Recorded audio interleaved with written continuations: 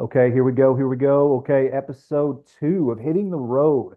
So I've got a special guest here. I've got somebody that I'm really excited to kind of talk to this afternoon. And so I wanted to introduce Jason Thomas Gordon.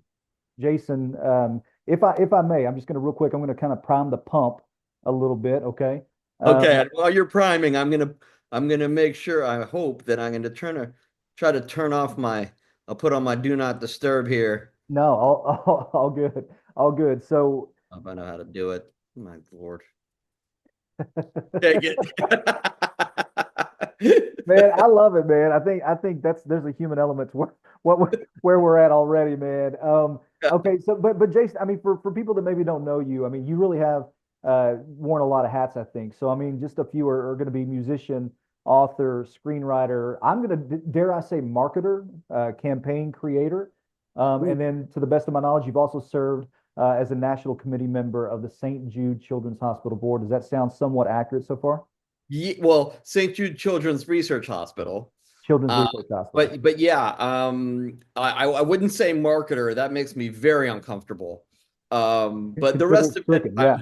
I'm good with. Consider it stricken from the record. I mean, so here's again. I'm gonna, if I may, if I can have a little latitude, right? So the other day, my nephew was with us, and he had never seen The Wizard of Oz, right? And so every kid needs to see The Wizard of Oz. So And by the way, I've got something in common with your nephew.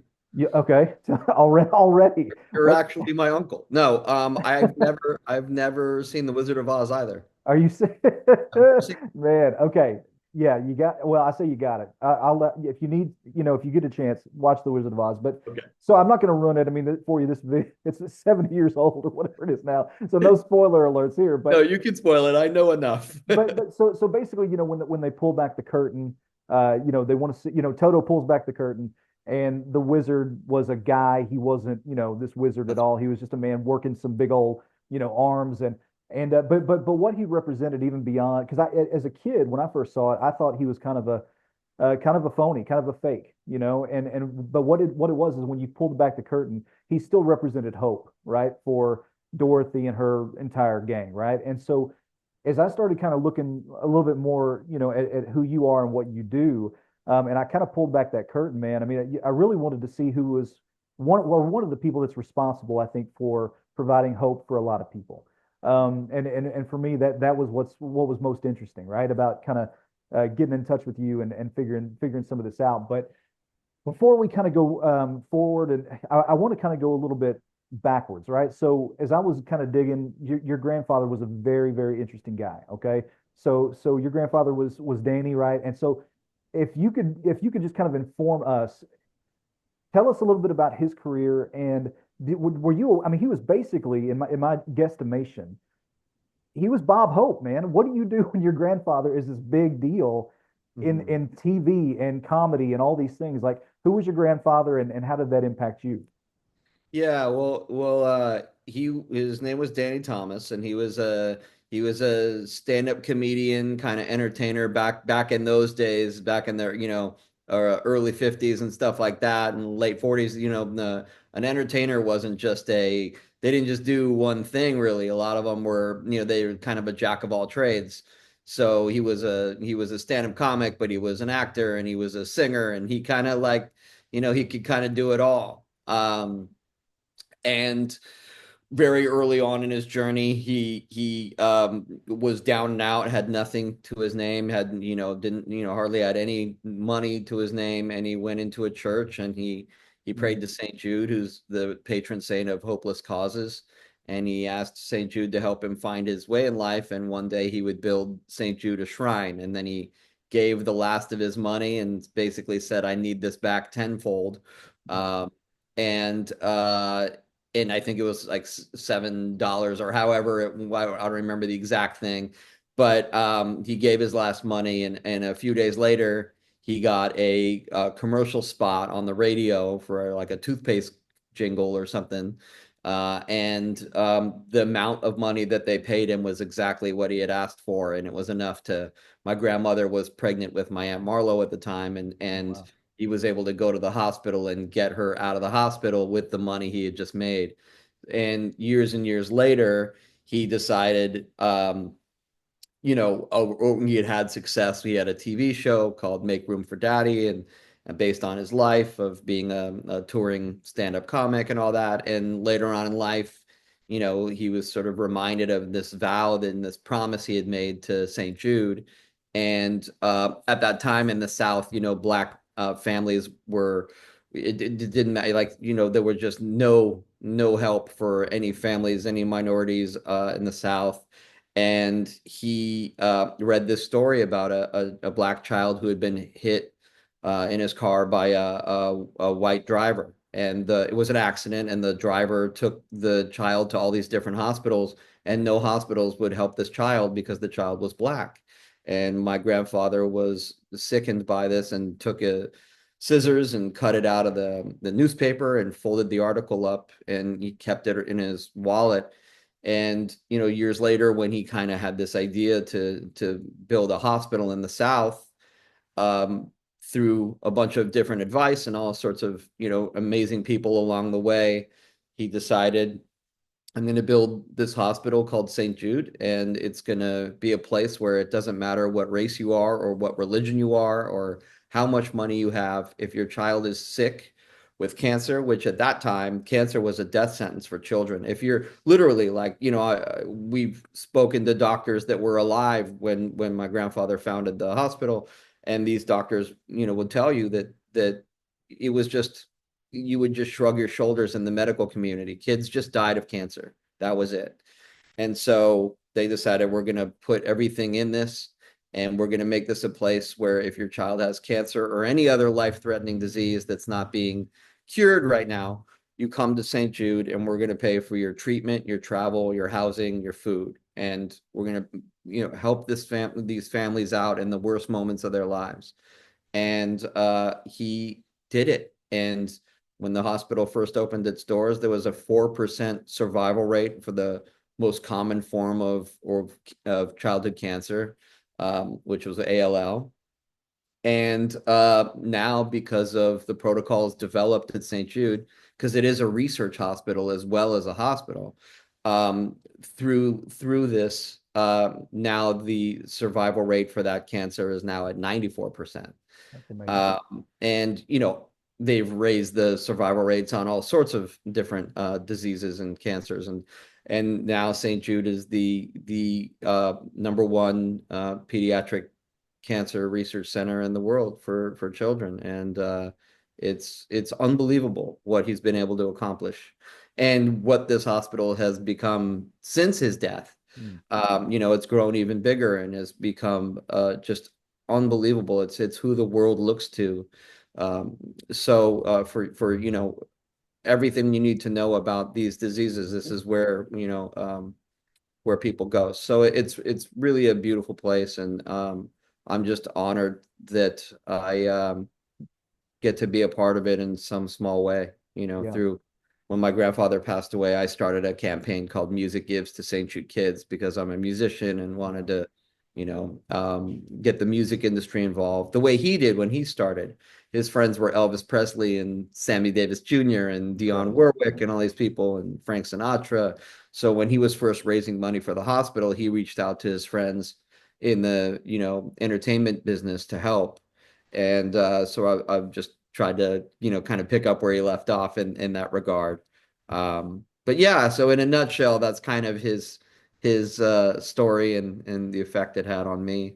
Sure. So, and help me if my timeline is wrong. If my Huh? timeline's wrong here, so I want to say in 1962 he founded St. Jude's, correct? And Right. then I want to say, and correct me again, if 2011, I want to say you came to him with an idea, right? You came to him with an idea. And Oh, what? no, Okay, I didn't come to him with an idea. I came to our CEO, Rick Shadyac, with an idea. okay, My grandfather passed away, I think, in 91. that's right.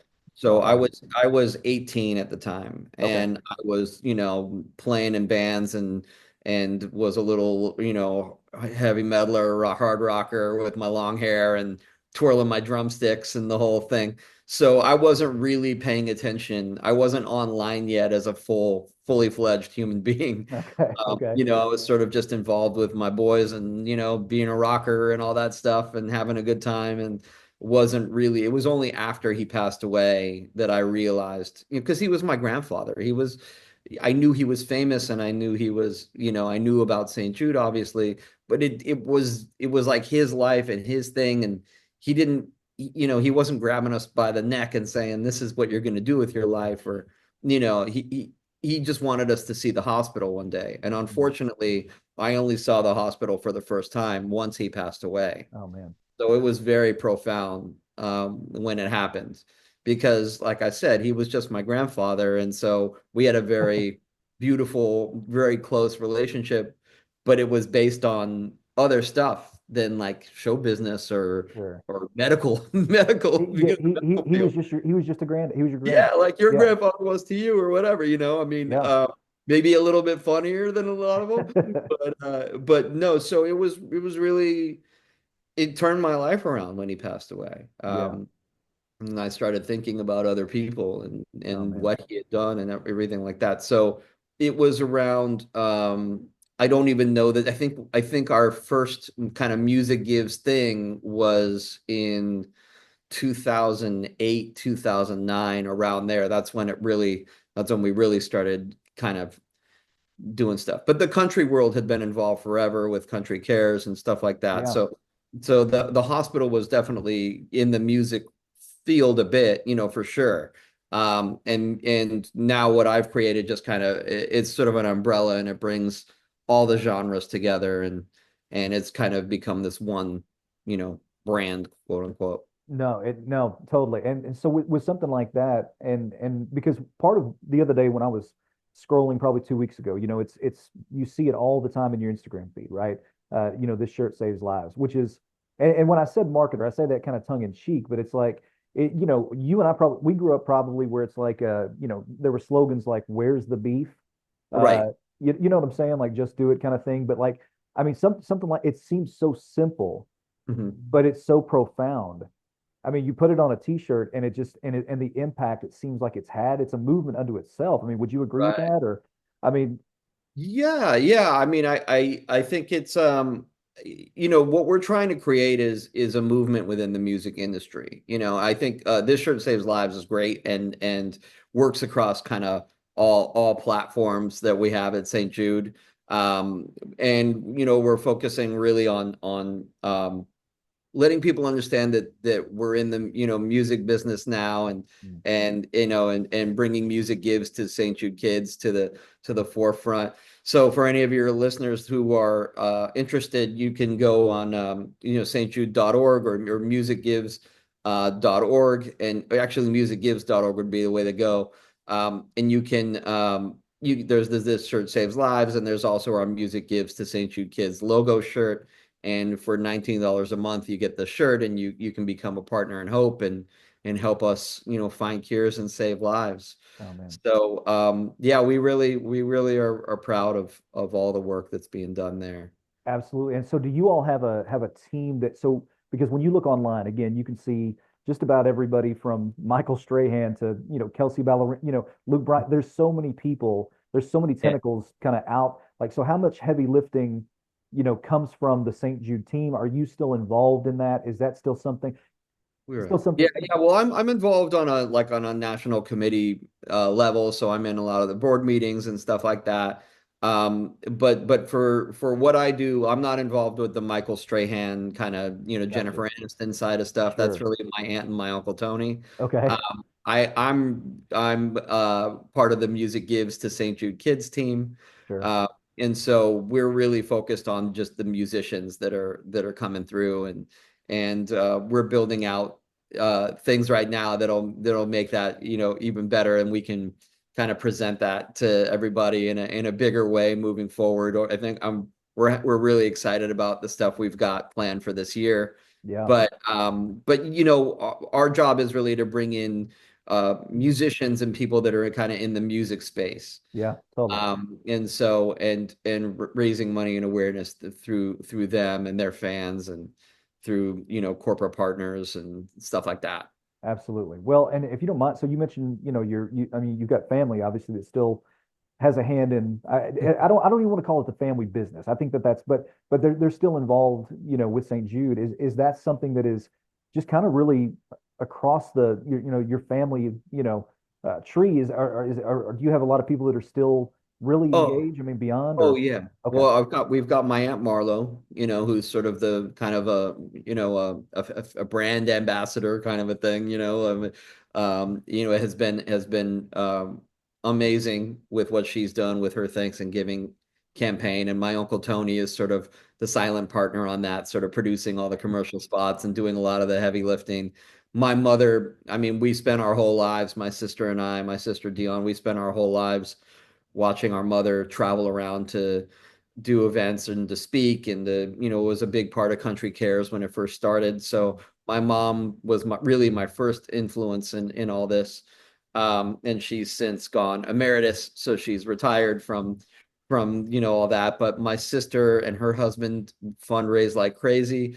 They have two amazing children who are now fundraising at their schools, and it's unbelievable. I mean, they yeah, have, walk runs and they speak at their schools, and incredible, they go every summer and work at the hospital, in the mailroom or stuffing bags or doing anything they can. So my nephews, I'm just incredibly proud of, and they're the fourth generation of the family that really like their hearts are in it. It's yeah, really beautiful, but it's so hard to, somebody just asked me the other day or last night at dinner, somebody said, "Why are you doing this?"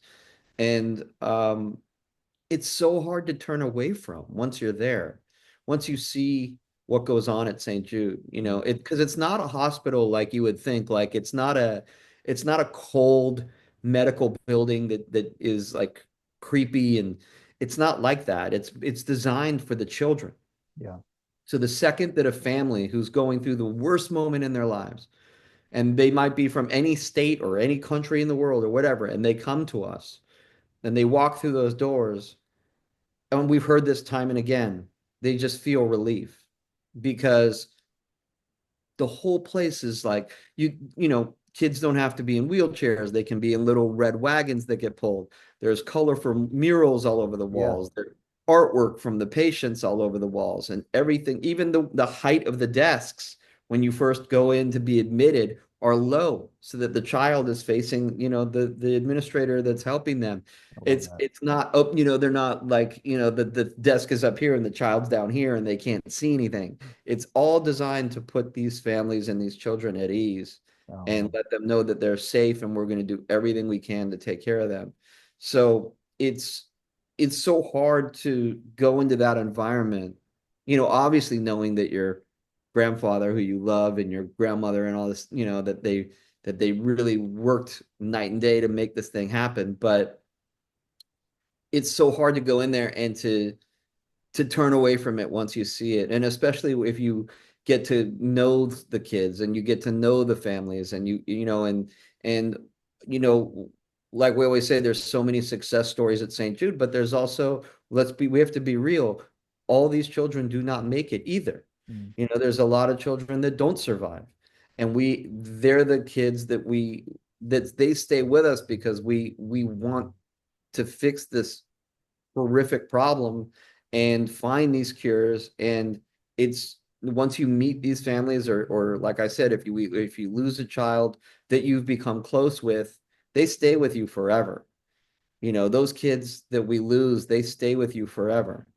And it's just really hard. You can't walk away from it, yeah, And also, a lot of the people that work at the hospital are former patients wow, that did survive, wow, and so I mean, there's couples there that are married, yeah, that met when they were children, and now they're married and they work together there. And they're so inspiring, and you see those success stories also kind of like egg you on to want to keep making more success stories. So sure. yeah, it's almost impossible to go there and then to say like, yeah, that was cool, and walk away from it. I couldn't do it.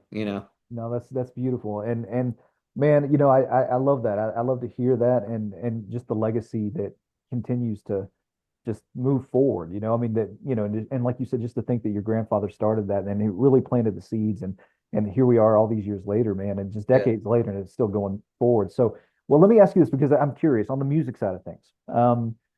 Do you have a story, whether it's firsthand, secondhand, either way, um, of an artist, and you don't have to say the artist name unless you want to, that maybe has had an impact, even beyond maybe something that was done, over, through print or whatever, maybe somebody that showed up or somebody that like is there someone that you feel like, man, this story is worth telling, and maybe the artist could, wouldn't want the press, but it's a beautiful thing. Do you have any stories like that? Well, it's funny that you say that because we got some Nashville boys that would definitely shy away from the press of Sure, it, sure. but we've done enough stuff with them. But for instance, like a Kings of Leon, Okay.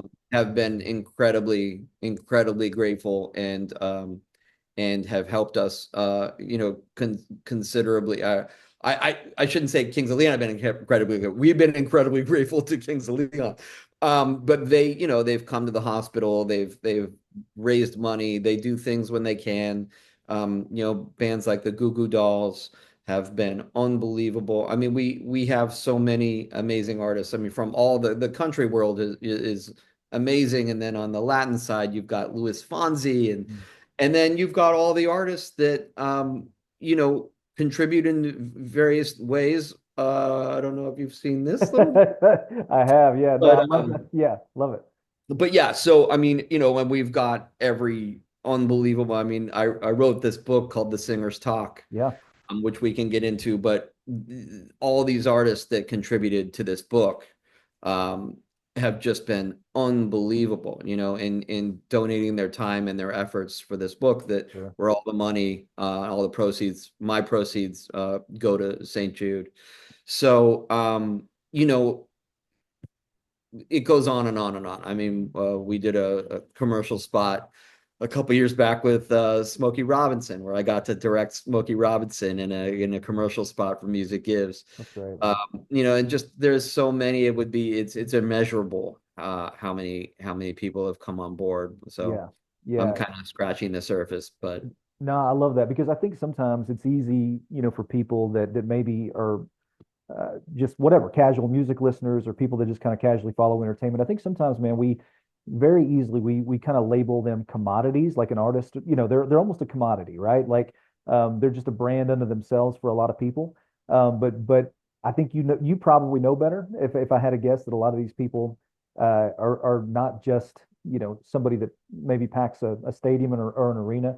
They're people that actually have hearts for children and the work that you're doing, and you get to see a little bit more of who they are, even beyond the entertainment factor, I would say. oh yeah, yeah, yeah. I mean, yeah, it just look, anybody that does this stuff, hearts of gold, and to anybody that takes time out of their busy schedule when everybody wants them, everyone's pulling at these people to do something for them. Right.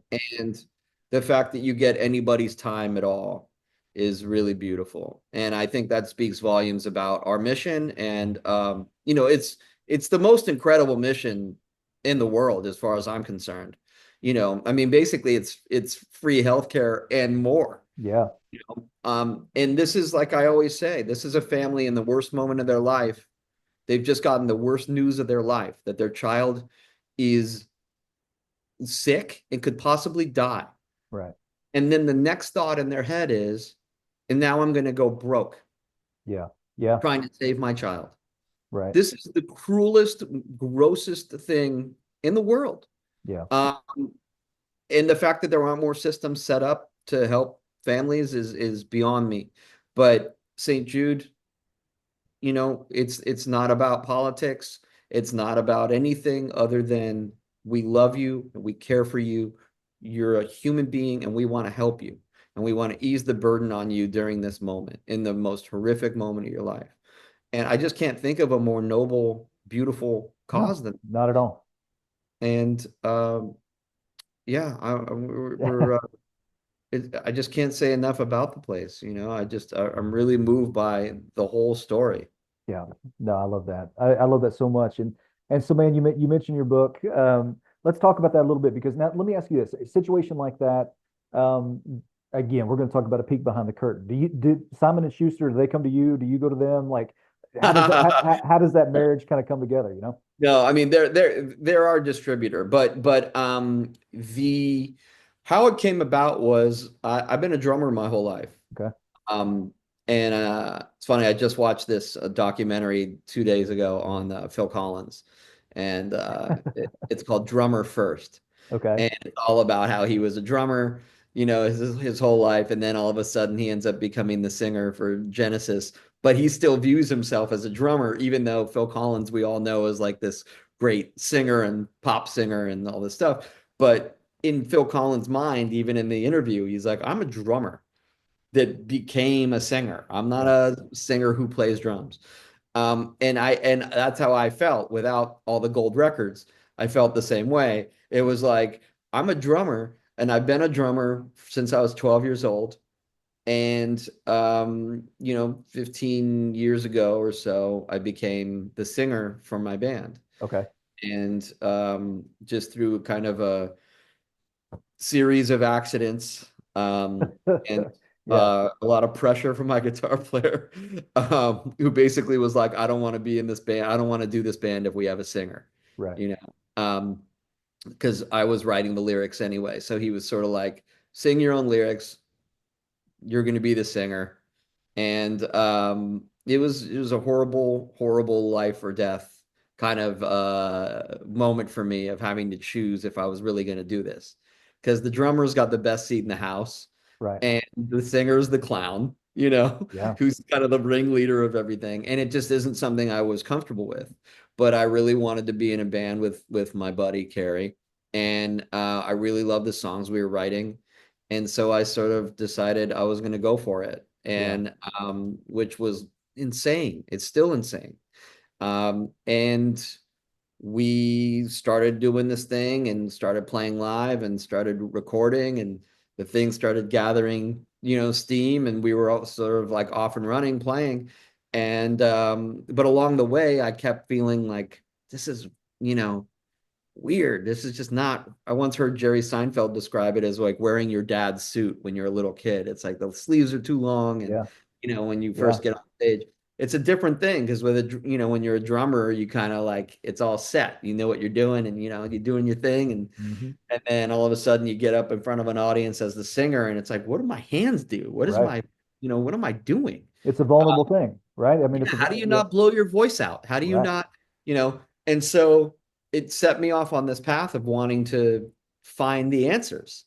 And I got it in my head after I met Eddie Vedder at a bar one night, Oh, that's and greatness. we ended up talking for like a half an hour, and he couldn't have been cooler. But when he walked away at the end of the night, when we were kind of done talking, I realized I had just started singing for the band, and I had never asked Eddie Vedder, how do I take care of my voice on the road? How are you screaming your ass off every night and surviving? Yeah. You know, especially a guy like that. Right. And I didn't ask him, and it really pissed me off. And so I decided, you know what? I'm going to just ask all my heroes Oh man. what they do. I'm Yeah. going to put together a set list of questions that I can ask every single singer, Brilliant. and I'm going to reach out to the biggest names possible and see if they'll let me interview them about their voice. Well, singers never get asked about their voice. Yeah. They only get It's a asked great about angle. you would, but I didn't know this at the time. At the time I went looking for answers and couldn't find them. So then I was like, well, then I'm going to do it myself.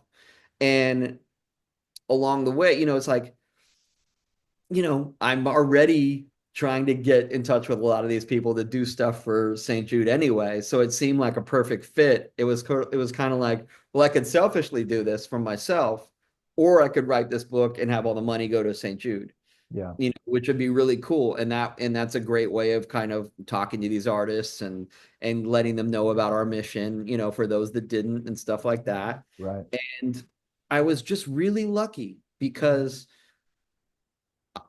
I just started kind of close to home with artists that I knew that I already knew, from life, and then it kind of built it out from there. And then you get a bunch of, good names together, and then other people start coming on board. But I was really lucky because all these singers were hitting me up going, nobody ever asked me this. They were so excited to finally talk about their voice. Yeah.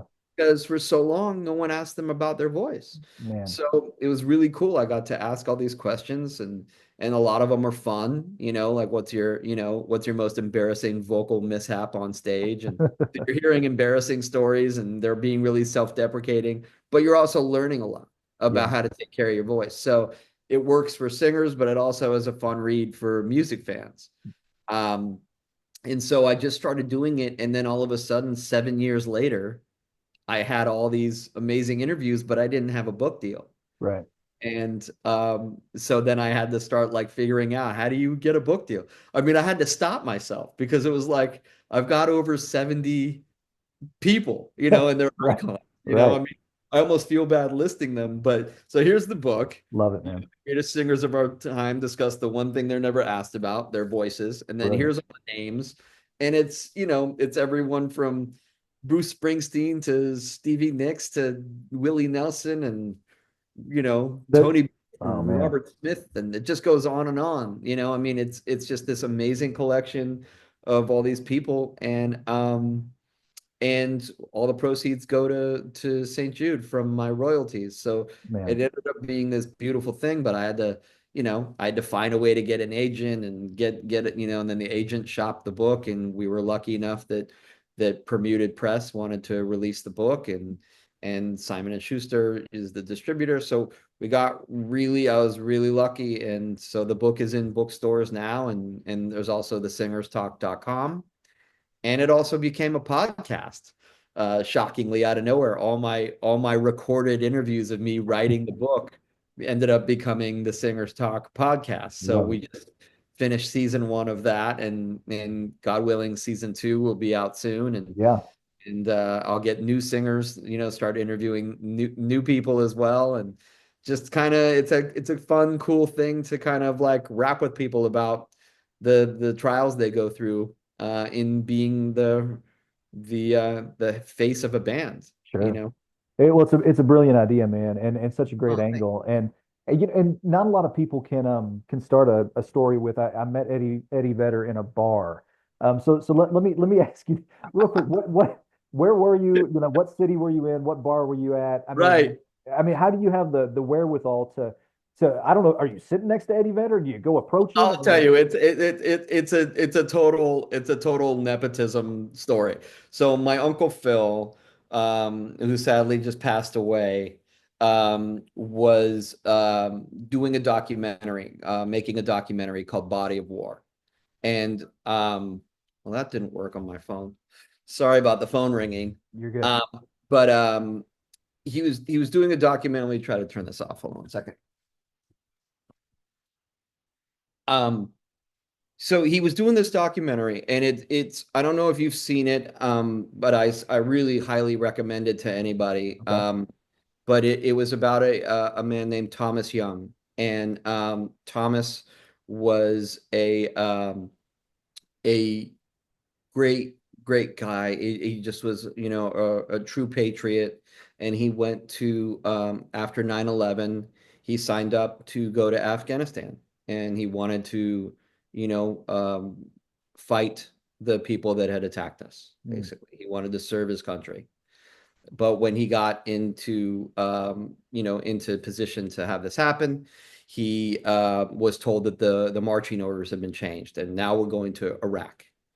Iraq did not attack us, and there was a lot of propaganda on both sides of the aisle, Democrats and Republicans, and we ended up in this war in Iraq, where Thomas was paralyzed, and he came home in a wheelchair. He sadly has passed away as mm, well now, but he fought a long fight for a long time, and it just shows, and I don't care what people's politics are. We're just talking straight up human beings. We're just talking about a human life. So a body of war. This is how our Congress came to the decision, how the body of Congress came to the decision to go to war under false pretenses, mm, and what happens to one American family when this soldier comes home, paralyzed now, and who's just been recently married, and what he's going through now with his wife he can hardly have sex. He's trying all these different things. He's, trying to keep his marriage together, but he's now, it just is a very, very sad story about what happened to Thomas. And it happens to a lot of American families. And so my uncle makes this movie. He was lucky enough to have the support of people like Eddie Vedder, who he had met along the way, and asked Eddie if he would do the music for the film. And so Eddie did. And he wrote some amazing songs for the soundtrack. And the film premiered at the Toronto Film Festival. And I was very supportive of my uncle's movie and wanted to support him. So I went out there. And while I was there, Eddie Vedder's there. And so my Aunt Marlo is like, oh, you got to talk to Eddie. You got to go over to. And I'm like, I want nothing to do with this because, I'm in a band.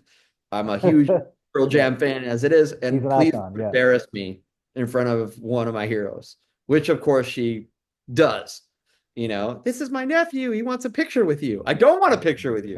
Yeah, But, right, right. all of a sudden I mean, yes, I would love a picture with Eddie Vedder, but I would like it to be in a natural, in a natural way, not just me and him doing her a favor. So it was really embarrassing. And I just tried to like get out of it and slink away as best I could. And I think he maybe felt that, but, then we're in the movie theater and about to watch the movie, and I'm sitting in my seat. I'm on the aisle seat, and who should come walking up the aisle but Eddie Vedder?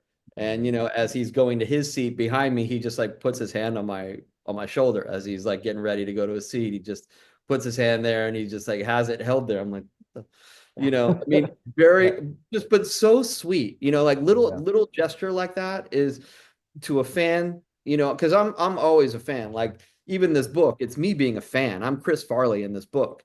yeah, I really love these people. They've informed my life and shaped my life. And so little things like that go a long way. But anyway, cut to the after party. We're at a bar, and I'm staying away from Eddie as much as I possibly can. I'm not surrounding him. There's tons of people that want to talk to him. I just stay away. And then I'm at the bar by myself and, having a whiskey or whatever. And all of a sudden, Eddie Vedder walks up to me, and it's just me and him alone. mm. He's like, "So your aunt tells me you're in a band." Oh, man. Yeah. Yeah, yeah. Oh And man. then we end up, having a beer together and sitting there and talking for a half an hour. And it got really deep because of the subject matter of the movie. And, but we went all over the place. We're talking about music. We're talking, just, it was a really cool, just this cool private moment between us. And Yeah. so that kind of is what inspired the book. Oh man. Unfortunately, I didn't get him in the book, which Whew. which I tried, but we just never it could never line up right. So it's bittersweet that Yeah. maybe volume two. I'll be, if I'm lucky. Man, I can remember this is probably my freshman or sophomore year of high school. I remember this kid, first day of school, walks up, we're walking through through the doors first day, and he's got a Pearl Jam t-shirt on. I'd never in my life had heard of Pearl Jam. I mean, they had not even really burst onto the scene fully just yet. Uh, Uh-huh. and man, like what a wave of success. Oh, I mean, like I could like here's the thing, you're talking to Eddie Vedder.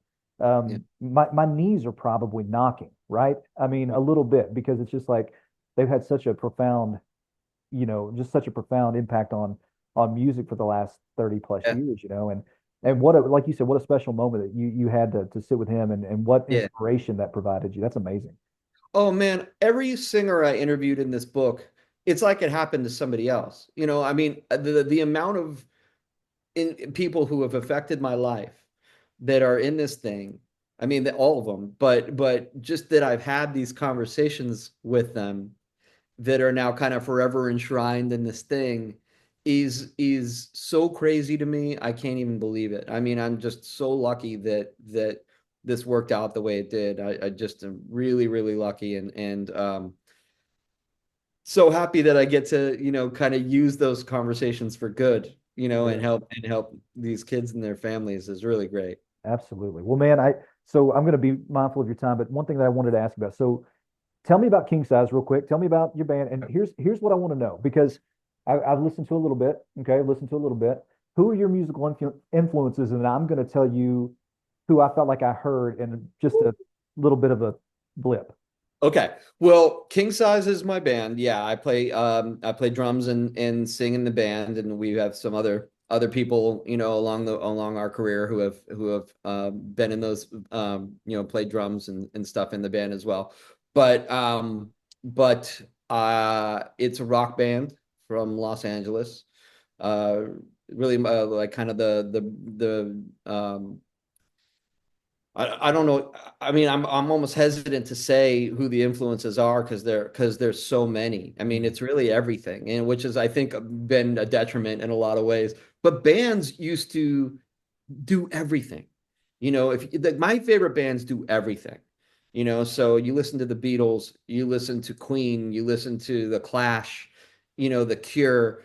All those bands did a lot of different stuff. Mhm. And so we kind of have that ethos about us that, you got to find the right home for those things, but there's a lot of different styles going on or a lot of Yeah. different sounds going on. And then hopefully it's all kind of like tied together. I'm bummed about how we're listed on streaming services because we've been really lucky. Some of our songs have been in shows like Shameless on Showtime and stuff like that. So Nice. we've been really lucky that we've gotten some cool placements. But then you get on those playlists and they're driving, traffic to you, but it's songs that are like that's not even a song we play anymore, but it's like the Yeah. number one song on Spotify, and it's Yeah. it's not really, but we just released our new album like last month. I think it was probably like, yeah, I think it was last month, called El Secundo. Yeah. And that is just pretty much a record about the times we're living in right now. But we're kind of, I mean, we're just a rock band, really, Yeah. and we've got a lot of different sides to us. But yeah, I mean, it's what I want to do with my life and what I've been doing, and yeah, really grateful anytime somebody actually listens and is interested to hear what we are or what we sound like. But Sure. I would love to know what you are hearing, and I can Yeah. tell you if it's in there Totally. because I don't So want to say anything. well, so here's the funny thing. So like I think that with artists sometimes we as a listening audience, we try to tell them how they should be. So for instance, one of my favorite albums of all time is August and Everything After by the Counting Crows. Right, And so then they've got that second album that comes out. It sounds nothing like the first. And as mhm, a listener, as a consumer, I'm kind of like, well, this bums me out that it's right, not as mopey as I wanted, as I wanted it or needed it to be. Uh, right, right. but Are you into the Mopey oh, music? in the '90s, I was into the Mopies, man. And Oh, brother, you got to hear. All right, here's King Size has two EPs that are mopey as can be. One's called Silver Statues. They're perfect winter EPs. One's called Silver Statues, and the other okay, one is called No Gold. And they're the homes that we built for our really melancholy kind of mopey songs. okay, So if you listen to either of those EPs, you'll find they're a lot more atmospheric and a little bit more somber than sure. our like rock, our rock stuff. I'll give them a listen. And so what I think happens sometimes as a consumer is like we just don't let the painter paint, right? We want them to paint how we want them to paint. Um, and I don't know if that makes any sense. So when you Yeah, talk about like, hey, you know, our tracks are going to sound different. There's no one that maybe it's like a snowflake that looks the same kind of thing. And I think that as I was kind of going through your tracks on Spotify a little bit, there was one and again, you're going to be like, dude, I don't hear it. I don't know what you're talking about. But right. there were a couple riffs here, and I'd have to find it I felt a little Fallout Boy, man. And here's the funny Oh, thing, I've never heard that band. and which for me is high praise because Okay. I think that they've just got a different sound than but all that to say like I was noticing that snowflake pattern in the track listings as I was going through them, right? Like no one looked the same or sounded the same. Right. So, but so I think I'm picking up on what you're putting down there. Yeah, I've never heard Fall Out Boy. I know of them, but Yeah. I there's so many bands. I mean, when I get into a band, I'm so obsessive and crazy, and I really like delve in deep and first record to the last record, and I'm a lunatic when it comes to my kind of like music obsession. Sure. So Fall Out Boy is not an influence, but I'll check them out and see. Yeah. Um, for me, we always wanted to be, or I always wanted to be a combination of like the Replacements, Tom Petty, and The Cure. Okay. Yeah. And then my guitar player would probably say, you know, I'm making this up for him. I don't know if he would really say this, but he would probably say Led Zeppelin, Pink Floyd, and Rush, and then you put that with my influences, and we sound nothing like any of these bands, Yeah. but this is the sound that it's making, Sure. Yeah. But like for our new album, we wanted to make our own kind of modern day Motown record that Okay. was, but it's not a Motown. But we would call it heavy, or what were we calling it? We are calling it electric Motown when we were writing the album. So we had all these rules. No song could be, over 3 minutes. You're not gonna find a 4 minute song on the new record. You know, um, Everything's got to be really short, to the point, big choruses, and has to kind of have that old school Motown, Stevie Wonder, Marvin Gaye, Temptations kind of protest feel to it. Yeah. They made some really incredible. Um, a lot of artists don't sing to the times anymore, Mm. and things have been so chaotic in our country and in life in general. We thought, let's really hone down on this and make like that kind of a record.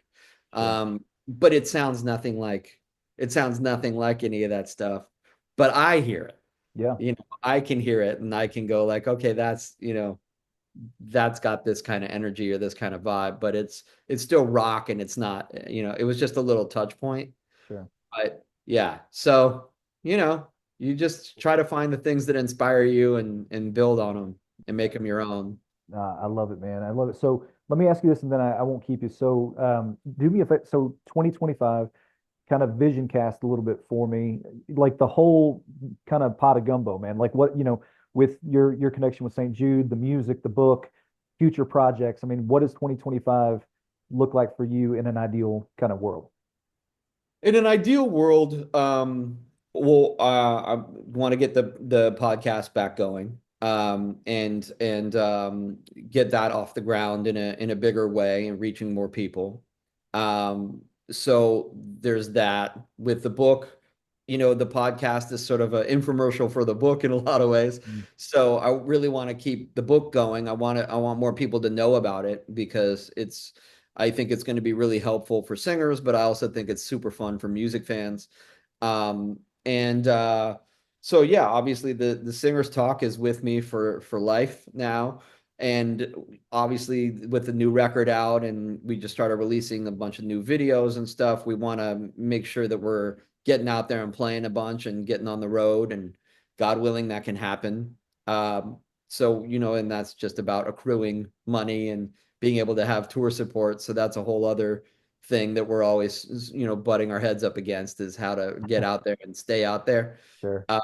But Yeah, and then I'm a screenwriter as well, so I have projects that I'm trying to get off the ground that I'm really happy about and proud of, and God willing, they'll start coming to fruition. That would really help with tour support as well. But it's something I take as seriously as music. It's not like like I do this on the side. It's Sure. something that really I've been doing for years, and I've sold stuff, and I take it just as serious as I do the music. I feel like screenwriting is still music to me. Yeah. And then with Music Gives to St. Jude Kids, we just want to keep doing what we're doing. We have all these new initiatives we're putting together, and exciting things we have lined up for the new year. So we just want to keep getting the word out there about what we're up to, and have more people join the army to save these families from all this hardship. Uh, Absolutely. yeah. Absolutely. Well, Jason, like I love it, man. You guys, I mean, the legacy that your family has put together and that you're a part of, and just incredible, man. It means so much to me that you actually just took the time to to tell that story. And so I'm going to give real quick a couple plugs here. You let me know if I miss anything. Kingsizetheband.com if we want to go there and we want to see what's going on with you guys for sure. We've got stjude.org, we've got musicgives.org, and then also we want to check out the Singers Talk, which again, I'm going to order a copy of this actually in the next probably 20 minutes. Oh, And I'm thanks. going to, yeah, I'll get a copy of that headed my way. And because I definitely want to read. I mean, and let me just say this as we kind of just exit, let me just ask you this. I'm gonna ask for four. What is your Mount Rushmore? Vocal Mount Rushmore. Give me four, which is very, very tough, I'm sure. But if you could give me four names of your vocal Mount Rushmore, who would those names be? Why are you doing this? It's a tough Um, one. I end every interview. I think it's the second to last question in the book. For every singer is give me your top five favorite singers of all time. Um, and everybody crumbles when it comes to that question. Everybody crumbles. It takes forever. I mean, I couldn't even put it all in the book because you would just be reading so much hemming and hawing and sighing and calling me names. And I've tried to think about it for myself, and it's so difficult. It's so difficult. Um, uh, I mean,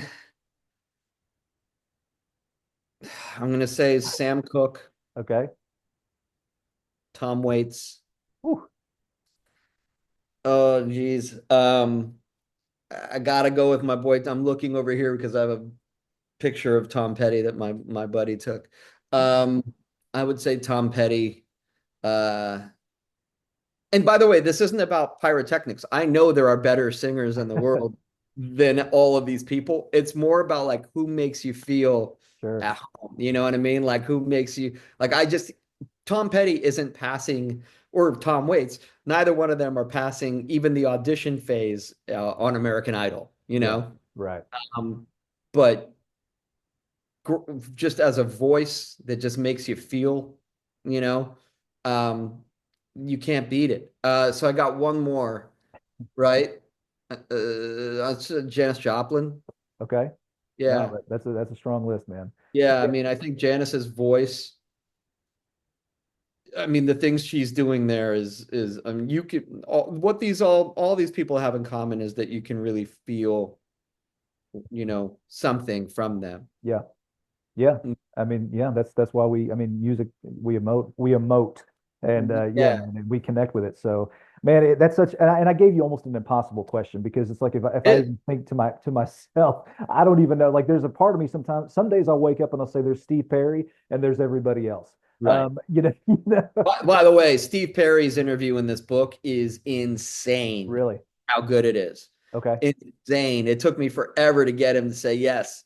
And he finally said yes. And it was beautiful. And he's been so supportive and cool. I When the love book that. came out, he wrote me, I mean, he called me actually personally and to tell me how much he loved it.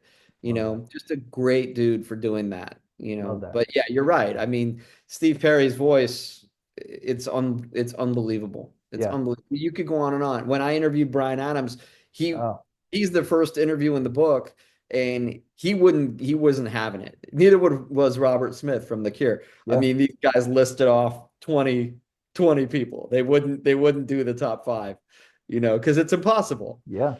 Yeah. Yeah. Because right Absolutely. now I'm even pissed about the people I'm leaving out of my list. I mean, including those guys. Sure. Sure. And that's the thing. I mean, you and I could talk about it, but it's like, it's hard for me not to put, someone like Stevie Nicks on that and just, you know what I'm saying? She just crushes everything she puts in her path. So it's like, there's so, but I think that's what we love. I talk about the uniqueness of even of your tracks, right? Like the uniqueness of the human voice, man, is just so incredible, man. Like, I mean, just that we have this much diversity to enjoy and the pool to kind of just like pull from, right? So just as people that love to just absorb, music and just like drink it in, right? So man, it's an interesting book. I am going to order it in the next probably few minutes. Uh, So Jason, thank you so much, man, for jumping on with me and let's do it again. I'm going to listen to the podcast. So give me a heads up when that's oh, coming out. nice. Uh, Thank you so much for having me on. It's really cool of you, man. I appreciate you reaching out. Absolutely, man. Well, yeah, we'll catch up with you soon. Okay. All right, All sounds right. good, man. Thanks, Jason. We'll talk to Good. you soon. All right, man.